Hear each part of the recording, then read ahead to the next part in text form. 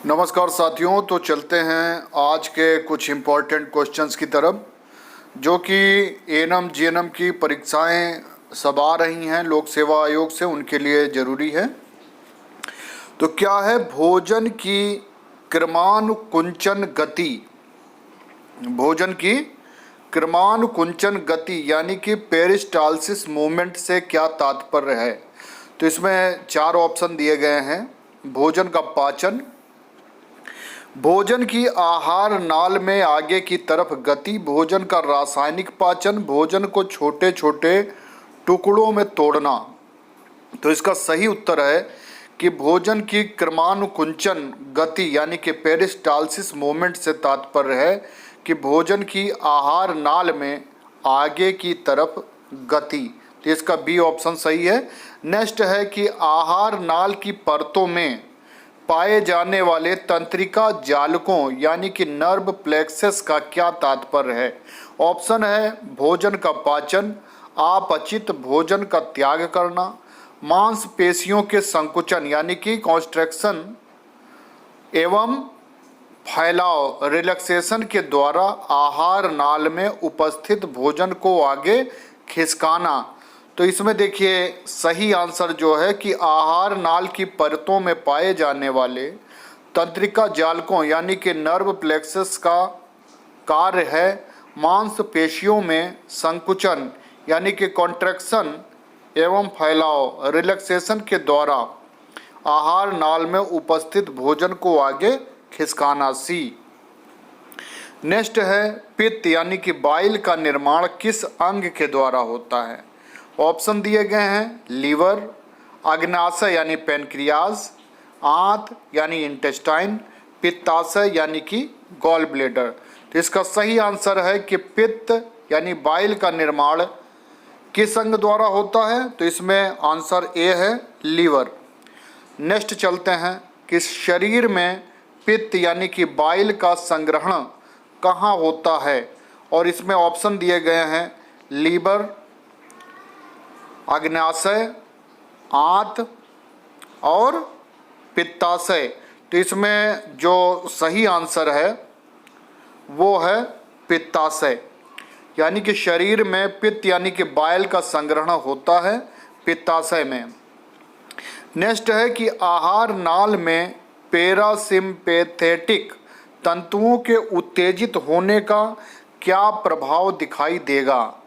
तो इसमें सही आंसर है, उसके लिए 4 ऑप्शन दिए गए हैं कि स्मूथ मसल्स का संकुचन, चिकनी मांसपेशियों यानी कि स्मूथ मसल्स का फैलाव, सी है पाचक रसों के स्रवण यानी कि सिक्रीशन का बढ़ना, ए व सी दोनों। तो इसमें ए व सी दोनों आंसर हैं।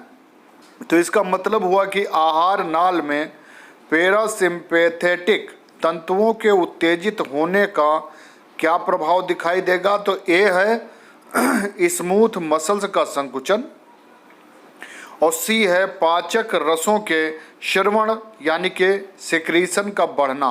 ए और सी दोनों। तो चलते हैं आगे। क्वेश्चन है यह है कि आमाशय को किस धमनी यानी कि आर्टरी के द्वारा ब्लड सप्लाई होती है? तो इसका सही आंसर है कि सिलियक धमनी यानी ए। नेक्स्ट है सिलियक धमनी निम्न में से किस अंग को रक्त की सप्लाई नहीं करती? तो किस अंग को रक्त की सप्लाई नहीं करती? उसके 4 ऑप्शन दिए गए हैं आमाशय, प्लीहा, लीवर और ट्रेकिया। इसमें सही उत्तर है ट्रेकिया, यानी कि सिलियक धमनी निम्न में से ट्रेकिया को रक्त की सप्लाई नहीं करती है। तो आंतों को ब्लड सप्लाई किस धमनी के द्वारा होता है? इसमें ऑप्शन दिए गए हैं कि सुपीरियर मेसेंट्रिक धमनी, कोलियक धमनी और इन्फीरियर मेसेंटेरिक धमनी, उपरोक्त सभी। तो सही आंसर है उपरोक्त सभी, यानी कि आंतों को ब्लड सप्लाई जो है सुपीरियर मेसेंट्रिक धमनी द्वारा दी जाती है। कोलियक धमनी द्वारा दी जाती है और इन्फीरियर मेसेंट्रिक धमनी द्वारा दी जाती है। तो इसमें होगा उपरोक्त सभी। नेक्स्ट क्वेश्चन है कि मुंह की छत का कौन सा भाग कठोर तालु यानी कि हार्ड पैलेट से निर्मित होता है? अग्रभाग यानी कि इंटीरियर पार्ट, पृष्ठभाग यानी कि पोस्टीरियर पार्ट, पार्श्व भाग यानी कि लेटरल पार्ट और अग्र पृष्ठभाग यानी कि एंटीरियो पोस्टीरियर पार्ट। तो इसका सही आंसर है कि मुंह की छत का भाग जो कठोर तालु से निर्मित होता है उसे अग्रभाग यानी कि एंटीरियर पार्ट बोलते हैं, एंटीरियर पार्ट। नेक्स्ट है कोमल तालु यानी कि सॉफ्ट पैलेट के स्वतंत्र सिरे से नीचे लटका हुआ पेशियों का कर्व्ड फोल्ड कहलाता है। तो इसका सही आंसर 4 ऑप्शन इसमें दिए गए हैं, जबड़ा, ओला, दांत और तालु। तो कोमल तालु यानी कि सॉफ्ट पैलेट के स्वतंत्र सिरे से नीचे लटका हुआ पेशियों का कर्व्ड फोल्ड कहलाता है ऊला, ऊला। बी ऑप्शन, इसमें बी ऑप्शन सही है। नेक्स्ट है जीभ यानी टंग, इसके आधार वाले भाग से किस अस्थि से जुड़ी रहती है? जीभ यानी टंग इसके आधार वाले भाग से किस अस्थि से जुड़ी रहती है? तो 4 ऑप्शन दिया गया है, मैक्सिला, मैंडिबल, हायोड और वोमर। और इसमें सही आंसर है हायोड, यानी कि जीभ यानी टंग जो है हायोड वाले भाग से, यानी कि जीभ यानी इसके आधार वाले भाग से हायोड से जुड़ी रहती है। तो इसमें सी ऑप्शन है। नेक्स्ट है जीभ यानी टंग पर कौन से प्रकार का स्वादांकुर यानी कि पेपलई पाया जाता है? टंग पर कौन से प्रकार का स्वादांकुर यानी पेपलई पाया जाता है? वेलेट, फंजीफार्म, फिलीफार्म या उपरोक्त सभी? तो इसमें उपरोक्त सभी हैं। तो सही आंसर होगा कि टंग पर कौन से प्रकार का स्वादांकुर पाया जाता है? वेलेट भी पाया जाता है, फंजीफार्म और फिलीफार्म, उपरोक्त सभी प्रकार का पाया जाता है, इसलिए इसमें डी ऑप्शन सही रहेगा। और नेक्स्ट क्वेश्चन है, निम्न में से कौन सा कार्य जीभ का नहीं है? 4 ऑप्शन दिए गए हैं इसमें कि भोजन को चबाना, भोजन में लार मिलाना, पेप्सिन हार्मोन का स्रावण और बोलने में सहायक। तो इसमें सही आंसर सी है कि निम्न में से कौन सा कार्य जीभ का नहीं है, वो है पेप्सिन हार्मोन का स्रावण। तो ये इसका सही आंसर है। चलते हैं आगे क्वेश्चन की तरफ। तो ये क्वेश्चन है कि एक बच्चे में अस्थायी दांत आना किस उम्र में शुरू हो जाते हैं? तो 6 महीने, 9 महीने, 2 वर्ष और 2 महीने इसमें ऑप्शन दिए गए हैं। तो इसमें सही आंसर है कि एक बच्चे में अस्थायी दांत 6 महीने में आने शुरू हो जाते हैं, इसलिए इसका ऑप्शन ए सही है। नेक्स्ट है कि दांत का वह भाग जो मसूड़ों से बाहर निकला रहता है कहलाता है। ऑप्शन दिए गए हैं, क्राउन, जड़ यानी रूट, पल्प और इनेमिल। और सही आंसर है क्राउन, यानी कि दांत का वह भाग जो मसूड़ों से बाहर निकला रहता है क्राउन कहलाता है। तो इसमें सही होगा ए ऑप्शन। निम्न में से कौन सी लार ग्रंथि नहीं है? निम्न में से कौन सी लार ग्रंथि नहीं है? तो इसमें 4 ऑप्शन दिए गए हैं, पेरोटिड, सब मैंडिबुलर, अधोहनु, अधोजिह्वा, सब लिंगुअल और अग्नाशय यानी कि पेनक्रियाज। तो इसमें सही ऑप्शन है कि निम्न में से कौन सी लार ग्रंथि नहीं है, तो वो है अग्नाशय यानी पेनक्रियाज। नेक्स्ट है पेरोटिड ग्रंथि कहाँ पाई जाती है? तो इसके सही 4 ऑप्शन दिए गए हैं। एक्सटर्नल एकॉस्टिक मीटस के ठीक नीचे, नेक्स्ट है जबड़ों के ठीक नीचे, और नेक्स्ट है जीभ के ऊपर, और डी है जीभ के नीचे। तो सही आंसर है कि पेरोटिड ग्रंथि कहाँ पाई जाती है? एक्सटर्नल एकॉस्टिक मीटस के ठीक नीचे। तो इसमें सही आंसर है ए। और नेक्स्ट है एक वयस्क में प्रतिदिन कितनी लार का श्रावण होता है? 1 लीटर, 2 लीटर, 1.5 लीटर या आधा लीटर? तो इसका सही आंसर है 1.5 लीटर, इसलिए ये सी ऑप्शन सही रहेगा।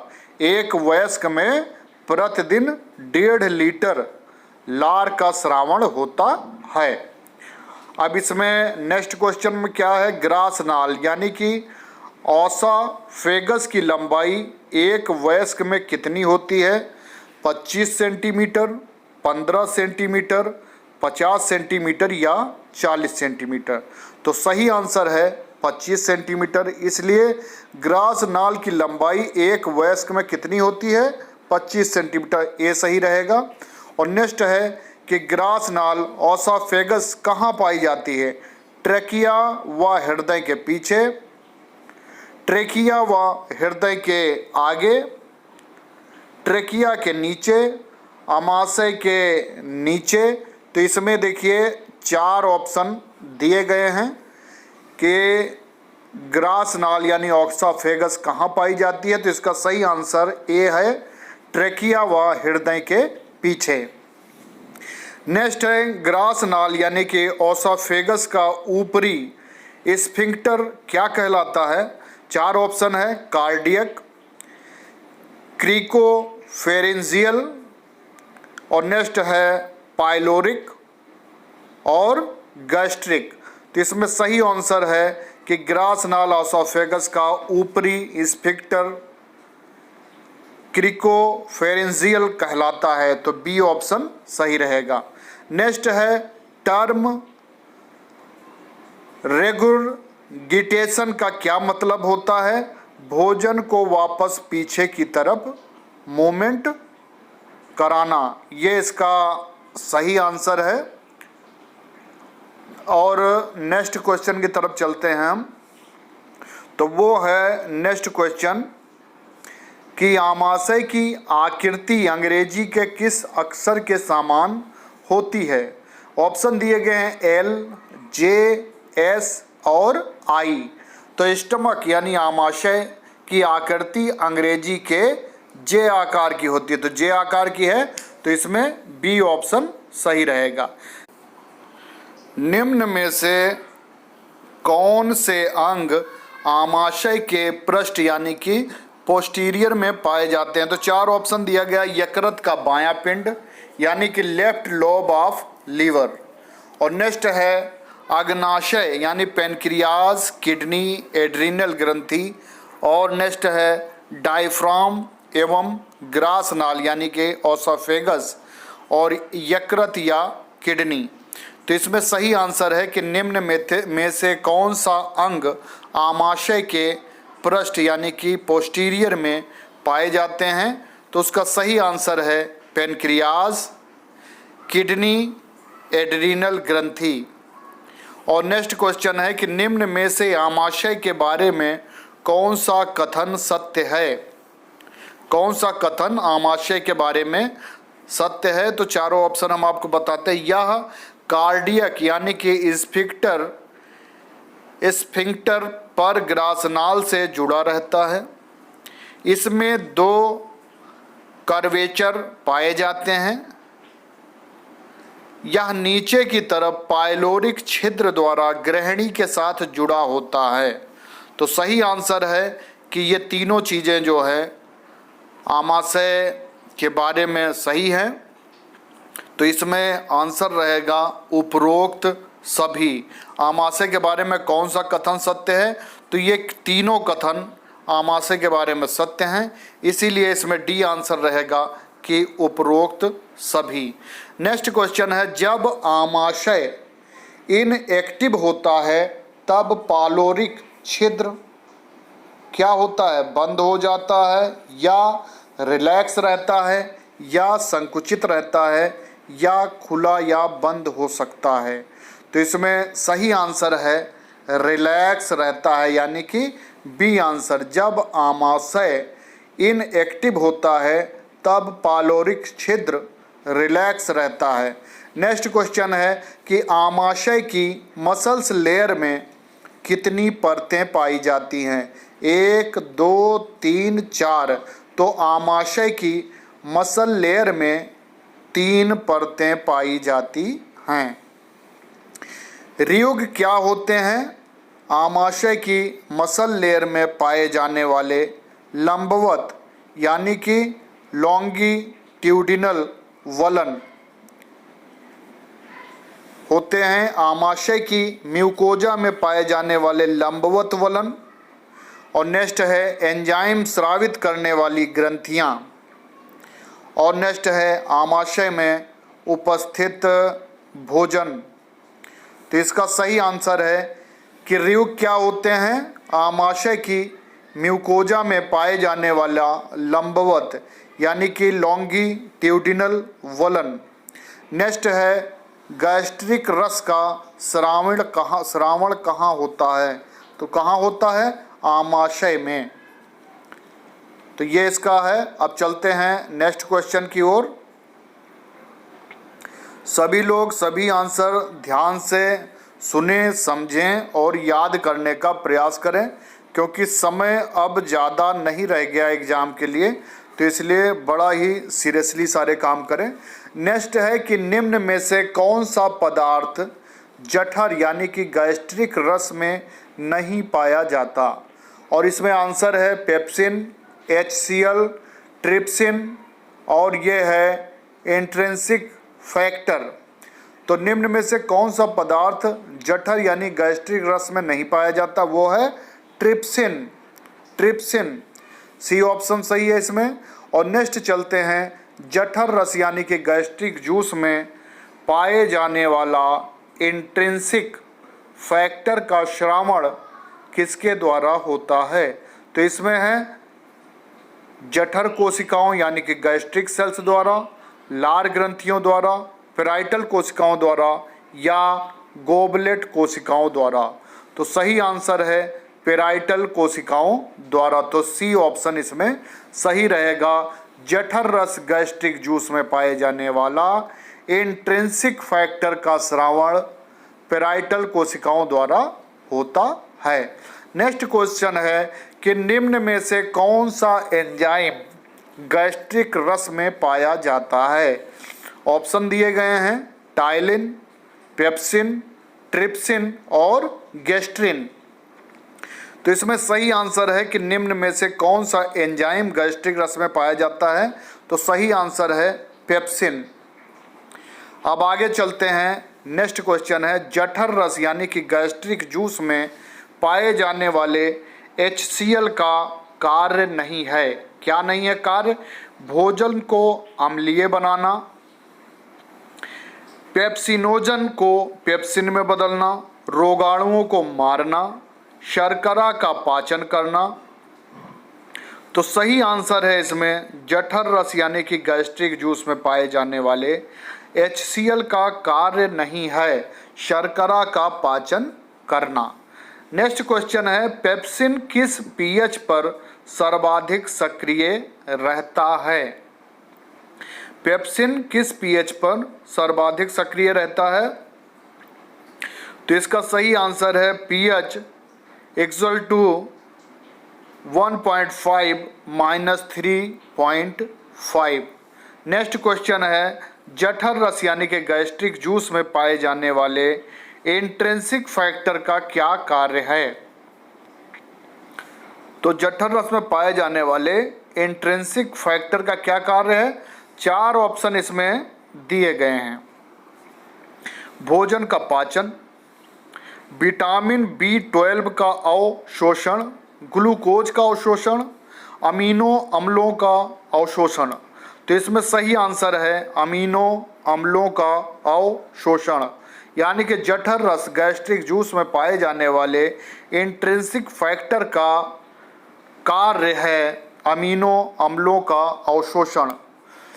अब चलते हैं नेक्स्ट क्वेश्चन पर। जठर रस श्रावण की सिफैलिक फेज में क्या गठित होता है? भोजन की आमाशय में उपस्थिति के कारण जठर रस यानी कि गैस्ट्रिक जूस का श्रावण। नेक्स्ट है भोजन के पाचन में, भोजन के आंत में पहुंचने के बाद जठर रस यानी कि गैस्ट्रिक जूस का श्रावण। नेक्स्ट है भोजन के आमाशय में पहुंचने से पहले जठर रस यानी कि गैस्ट्रिक जूस का श्रावण। और नेक्स्ट है उपर्युक्त में से कोई नहीं। तो सही आंसर होगा कि जठर रस श्रावण की सिफैलिक फेज में क्या घटित होता है? भोजन के आमाशय में पहुंचने से पहले जठर रस यानी कि गैस्ट्रिक जूस का श्रावण। तो ये सी ऑप्शन है। और इसके बाद में नेक्स्ट क्वेश्चन पे चलते हैं हम। वो है कि हार्मोन गैस्ट्रिन का श्रावण किसके द्वारा किया जाता है? ऑप्शन दिए गए हैं इलियम द्वारा, ग्रेसिका यानी कि ओसोफेगस द्वारा। नेक्स्ट है पाइलोरिक एंट्रम एवं ग्रहणी यानी कि डिओडेनम में एंटेरो एंडोक्राइन कोशिकाओं द्वारा, आमाशय में पाइलोरिक कोशिकाओं द्वारा। तो इसमें सही आंसर है पाइलोरिक एंट्रम एवं ग्रहणी डिओडेनम में एंटेरो एंडोक्राइन कोशिकाओं द्वारा। तो ये सही ऑप्शन इसमें सी रहेगा। नेक्स्ट क्वेश्चन पे चलते हैं कि कौन सा कथन असत्य है? निम्न में से कौन सा कथन असत्य है? तो आंसर है जठर रस यानी कि गैस्ट्रिक जूस श्रावण की गैस्ट्रिक फेज में हार्मोन गैस्ट्रिन का श्रावण होता है। नेक्स्ट है जब पाइलोरिक एंट्रम में pH 3.5 से अधिक होता है तब गैस्ट्रिन हार्मोन का श्रावण बंद हो जाता है। ओरोफेरिंग्स भोजन एवं निः श्वसनीय वायु यानी कि इंस्पायर्ड एयर दोनों के लिए मार्ग प्रदान करती है।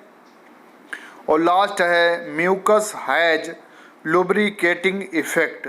तो इसमें सही आंसर है कि निम्न में से कौन सा कथन असत्य है? तो सही है कि जब पाइलोरिक एंट्रम में pH 3.5 से अधिक होता है तब गैस्ट्रिन हार्मोन का श्रावण बंद हो जाता है। यह बिल्कुल सत्य है। अब नेक्स्ट क्वेश्चन है कि जठर रस यानी कि गैस्ट्रिक जूस श्रावण की किस अवस्था में हार्मोन सीक्रेटिन का श्रावण होता है? चार ऑप्शन है सिफैलिक, गैस्ट्रिक, आंत्रीय, इसोफेजियल। तो इसमें सही आंसर है कि जठर रस यानी कि गैस्ट्रिक जूस श्रावण की किस अवस्था में हार्मोन सीक्रेटिन का श्रावण होता है? तो इसका सही आंसर है आंत्रीय यानी कि सी ऑप्शन। और नेक्स्ट क्वेश्चन है कि एंटेरोगैस्ट्रोन हार्मोन का क्या कार्य है? ऑप्शन दिए गए हैं अग्नाशयी रस यानी कि पैनक्रियाटिक जूस के श्रावण को बढ़ाना, काइम की आगे की तरफ गति को कम करना। नेक्स्ट है आंत में जठर रस यानी कि गैस्ट्रिक जूस के श्रावण को बढ़ाना। और लास्ट में आहार नाल में भोजन को आगे की ओर गति प्रदान करना। तो इसका सही आंसर है एंटेरोगैस्ट्रोन हार्मोन का क्या कार्य है? काइम की आगे की तरफ गति को कम करना। तो बी ऑप्शन सही है इसमें।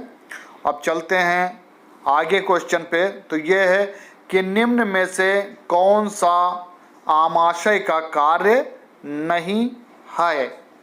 तो भोजन में अस्थायी संग्रहण, भोजन का पाचन, भोजन का पूर्ण अवशोषण और ये है इंट्रिंसिक फैक्टर का उत्पादन। तो इसका सही आंसर है कि निम्न में से कौन सा आमाशय का कार्य नहीं है? भोजन का पूर्ण अवशोषण, ये सही उत्तर है। और नेक्स्ट है कि निम्न में से कौन सा कथन असत्य है? निम्न में से कौन सा कथन असत्य है? छोटी आंत लगभग 5 मीटर लंबी होती है। छोटी आंत लगभग चारों तरफ से बड़ी आंत से घिरी रहती है। बड़ी आंत छोटी आंत से लंबी होती है। अधिकांश पचित भोजन का अवशोषण छोटी आंत में होता है। तो इसका सही आंसर है कि निम्न में से कौन सा कथन असत्य है?